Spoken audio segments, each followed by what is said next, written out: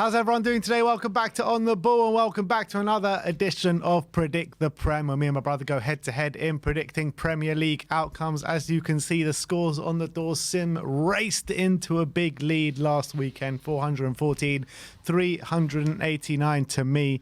And now it's time to make up those numbers from now until the end of the season. The way the scoring works, it's 5 points for a completely correct scoreline, 2 points for a correct result. 5 points for a result. What? 1 point for a correct 1 point for a correct result. I was just trying to sneak in a few more that I could get some extra points. But and Starman as well. Once you pick that man, you can't pick them again for the remainder of the season. 5 points for a goal, 2 points for an assist. Now, isn't it 1 point for a correct result? I said 1 point. Oh, you said 1 point, yeah. I said 2 points. Yeah. All right, let's get into it. Starting off, actually, we need to do the review of the Chelsea-Spurs game first. We don't really have to. None of us got any points, so, I mean, we'll touch on it. It finished 2-0 to Chelsea. Sim went for 3-2 to Spurs. I went for 2-2. It was just an absolute disaster class of performance. Chelsea did us on the day. We didn't turn up whatsoever. An embarrassing performance and deserved victory for Chelsea. You know when they bring on the kids and you're 2-0 down, it's just embarrassing. They're taking the piss. But he started the kids as well. Yeah. Wasn't a good day for Tottenham. Coming into this game, you're thinking all the injuries Chelsea have, the form they've been on over the season. Tottenham got a chance of maybe, getting a W at Stamford Bridge, where we so seldom ever get one, but didn't turn out like that. The Chelsea hoodoo comes back to haunt Tottenham yet again. Shocking performance. Chelsea deserved it from start to finish. Tottenham lacklustre, open at the back. You're looking for reaction after the North London derby defeat, but didn't quite get it in this one. It was shambles, and I've never seen Ange so angry on the touchline before. He seemed to be losing his rag with the Tottenham players on the pitch. So really bad day at the office for Spurs, but good result for Chelsea. And to be fair for Chelsea, I think Arsenal, City, Liverpool, and now Spurs all failed to win at the Bridge this season. So fair play to them, I guess. Yeah, all right then. Let's move on to our predictions, starting off with Luton against Everton. We've gone for conflicting results here. Sim has gone for 3-1 to Everton. I've gone for 2-1 to Luton, and I feel like, I know you probably think mad going for a Luton win, but Luton have been battered a lot recently. 5-1s on the trot defeats, then a 2-1 defeat against an injury-ravaged Wolves side. But Everton are up. They know they're definitely playing Premier League football next season. So I just feel like, especially away from home, first of all, their form away from home hasn't been good. Their home form has kept them up, 4 wins in a row at Goodison Park. And I just feel like it's getting to last chance saloon now for Luton. With Adebayo back as well, Luton at home, I feel the fans will be really up for it. It'll make it an intense atmosphere for Everton. And I just feel like Luton just can get over the line in a very intense atmosphere by the Luton fans. Yeah, I just can't see it. I feel like, in a way, because Everton are up, that might help them.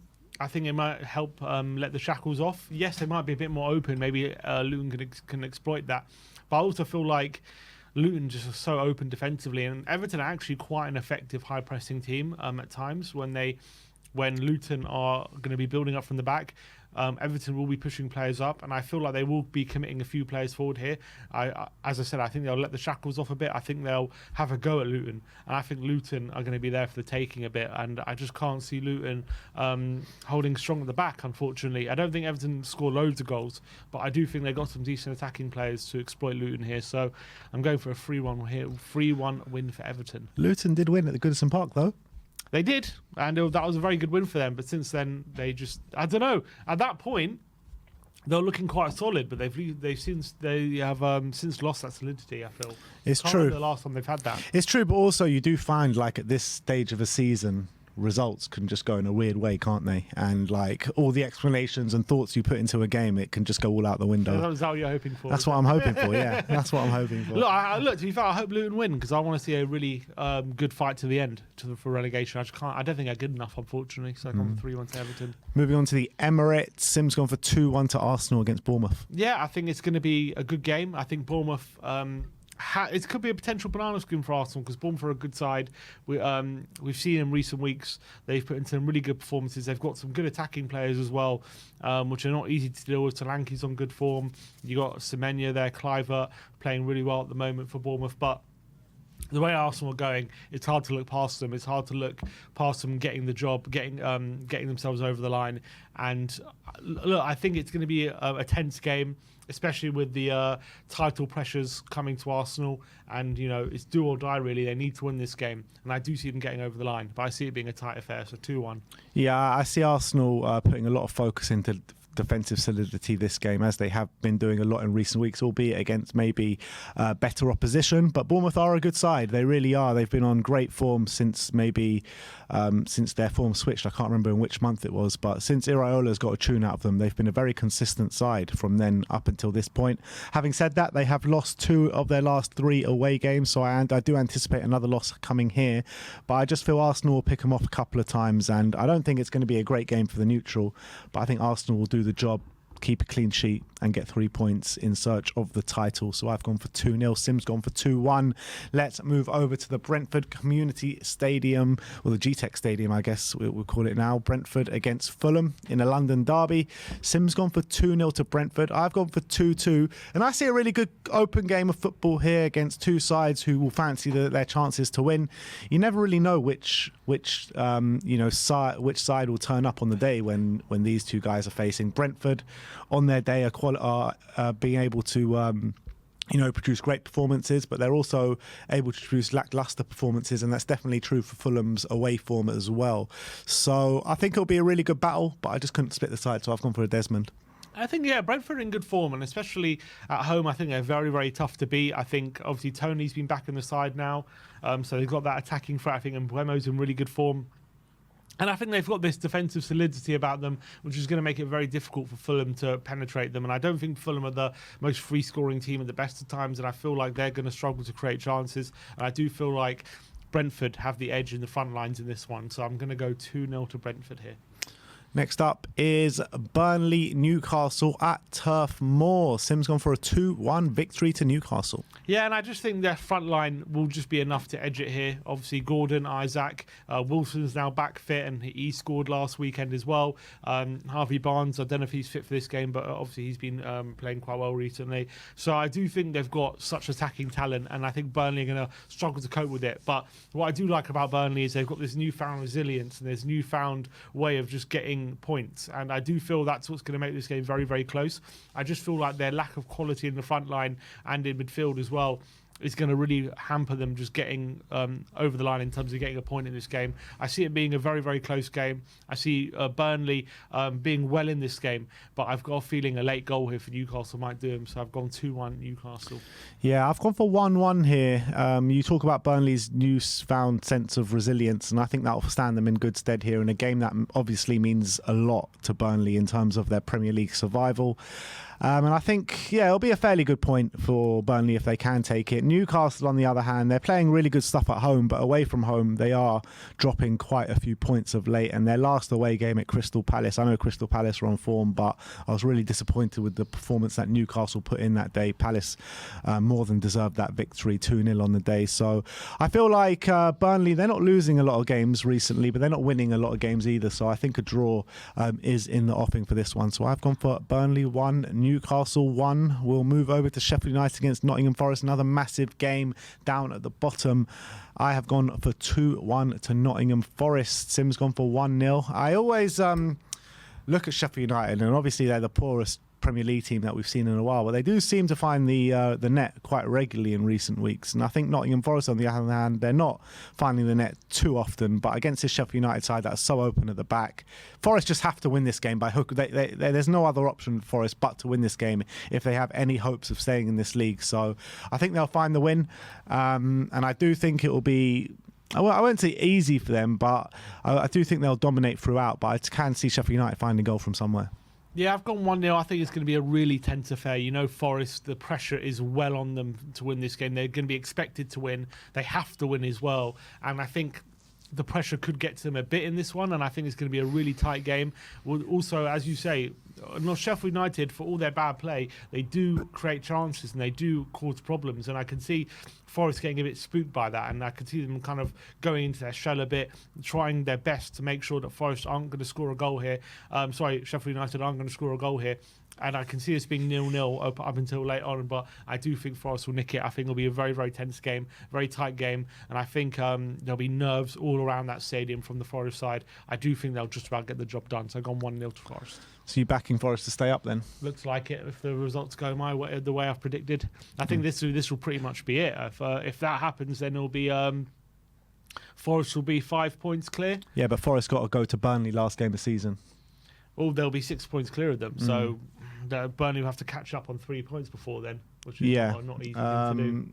Forest will play Chelsea in the next game, and Burnley play Tottenham. Tottenham away. Not easy. No, it's not.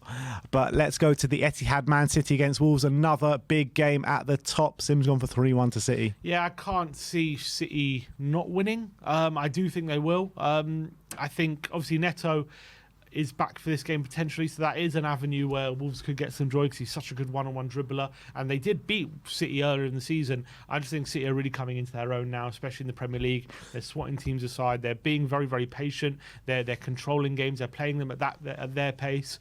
Obviously Haaland came back into the team last week off the bench and scored, so I do think Man City will win this game fairly comfortably. I can see it being a struggle for a time, but once they break the deadlock, I can't see any other winner. So 3-1. Yeah, I could see maybe the early stages being a bit cagey in this one, but I think once Man City get that first goal, I think the floodgates will open a little bit. They're scoring 3 or 4 goals a game at the moment, Man City. Wolves, on the other hand, yeah, they're capable of the odd result here and there, but I think their season's over. They're more or less on the beach now. With Pedro Neto, we don't know what kind of stage he is. Is he fit to start? Is he going to start on the bench? I don't know. But, he's more than capable of having an impact in the game. But I just feel at this stage of the season, it's more than inevitable that Man City will win the game. And I feel like it could be a bit of a battering here this weekend. So I have gone for 4-1 to Manchester City. We move over to the Amex. It's Brighton against Aston Villa. Sim's gone for 2-1 to Brighton. Still hopes a top 4, and I have gone for 3. I've gone for 3-1 to Aston Villa. I know Aston Villa had a tough night in Europe on Thursday night, losing 4-2 at home to Olympiacos.